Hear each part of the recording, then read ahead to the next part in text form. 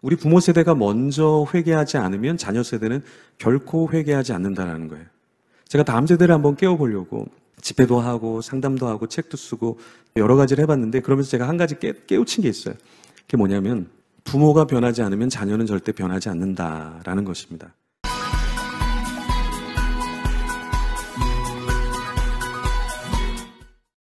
부모가 하나님 안에서 중독과 우울과 상처를 해결하지 않으면 자녀는 여전히 그 문제에 있다는 거죠. 우리 부모가 기도를 한다면, 말씀을 본다면, 찬양을 하면서 뜨겁게 하나님 앞에 나아간다면 우리 자녀들은 말하지 않아도 신앙생활을 제대로 할 거예요. 여러분 잘 아시잖아요. 자녀는 말로 배우는 게 아니라 삶으로 배우는 거잖아요. 우리가 우리 부모님에게 어떻게 배울 수 있을까? 또 우리가 우리 자녀에게 어떻게 가르쳐 줄 수 있을까? 그 말이 아니라 삶인 거죠. 제가 스노보드를 잘 못하는데 유학할 때 청년들하고 같이 스노보드를 이제 배우러 갔는데 아주 높은 산이에요. 올라가서 한 2-3시간은 타야 내려올 수 있는 아주 높은 산에 딱 저를 세우더니 이제 내려오시면 됩니다 하고 내려가더라고요. 다들 죽는 줄 알았어요. 정말 낭떠러지의 얼음판에. 근데 한 가지를 가르쳐 주더라고요. 방향을 바꾸고 싶으면 손을 들고 그쪽을 쳐다보면 방향이 바뀐대요. 실제로 해보니까 제가 쳐다보는데 그 보는 대로 제 몸이 그쪽으로 가면서 방향이 바뀌게 되더라고요. 처음에 스노보드를 탈 때는 발로 바꿀 수 있는 게 아니라 이 손 동작과 눈으로 바꿀 수가 있더라고요. 참 신기했어요. 제가 이쪽을 보면 이쪽으로 가고요, 저쪽을 보면 저쪽으로 가더라고요. 우리가 마찬가지입니다. 우리가 자녀를 키울 때도 내가 하나님 안에서 무엇을 쳐다보고 있는가, 내가 세상의 탐욕을 쳐다보고 있으면 내 자녀도 그렇게 그 길을 가는 것이고요. 내가 정말 겸손을 주님 앞에서 삼하면서 가면 그 자녀도 그대로 겸손을 따라서 가게 되는 것이죠. 여러분의 인생에서 여러분은 어디를 쳐다보고 있습니까? 내가 미디어에 중독되어 있으면 내 자녀도 미디어에 중독될 수밖에 없고요. 우리는 무언가에 다 중독되어 있어요.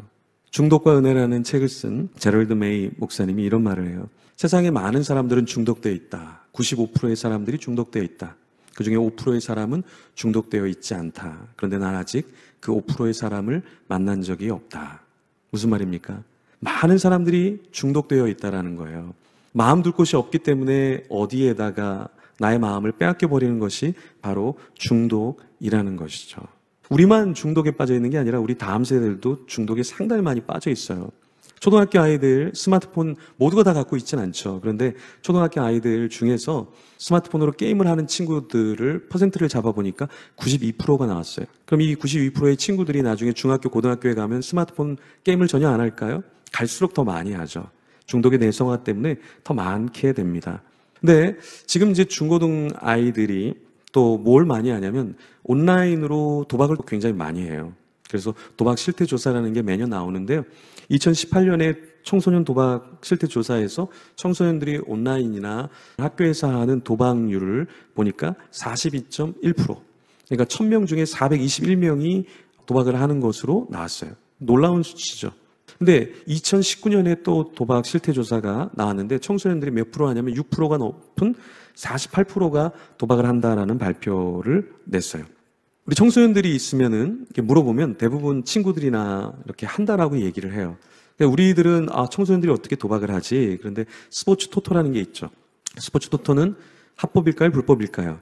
합법입니다. 우리나라 체육진흥을 위해서 만든 합법적인 도박 사이트예요. 베팅이 굉장히 작죠. 5,000원, 10,000원.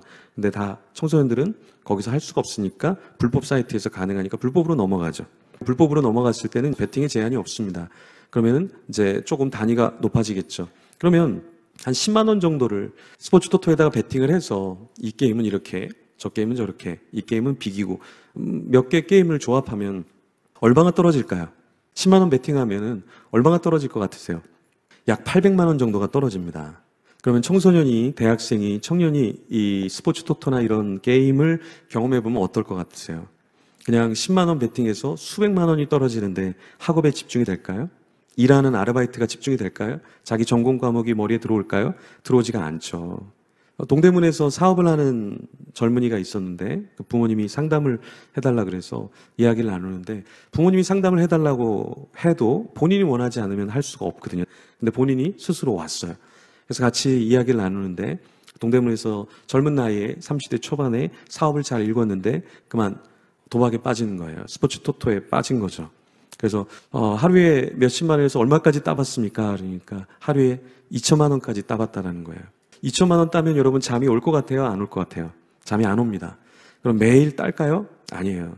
읽기도 하겠죠. 몇 천만 원 읽으면 잠이 올까요? 잠이 잘 안 오죠. 그래서 중독자들은 하루에 3시간 이상 잠을 잘 수가 없어요. 계속 머릿속에서 그게 맴돌기 때문에 잠을 잘 수가 없습니다. 모든 중독들은 다 그래요. 네, 음란 중독도 그렇고 미디어 중독도 그렇고 잠을 잘 못 자죠. 그래서 요즘 젊은이들 그 잠자는 시간이 다 12시 이후입니다. 12시 이전에 자는 젊은이들은 거의 없을 정도예요. 근데 자기가 스마트폰 중독이라는 것을 잘 몰라요. 여러분들 중에서도 이런 경험이 있으면 스마트폰 중독이에요.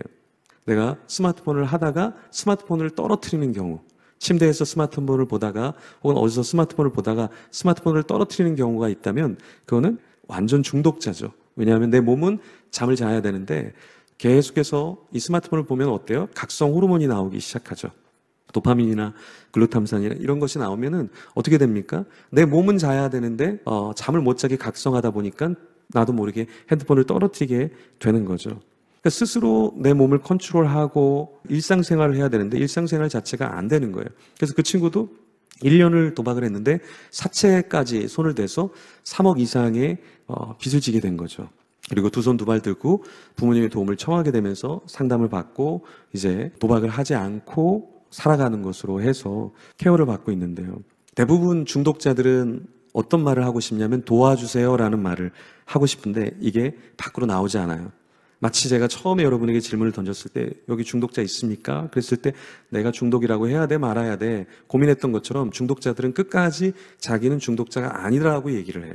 왜냐하면 중독자라고 얘기하는 순간 자기의 모든 정체성은 다 깨지기 때문에 그래요. 미국에는 베텔이라는 중독 공동체가 있고요. 캐나다에는 와그너 힐스라는 중독 공동체가 있어요.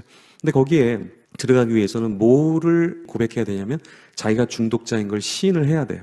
그리고 거기에 모든 규율들을 다 따르겠다고 사인을 해야 돼요. 근데 이게 굉장히 어렵습니다.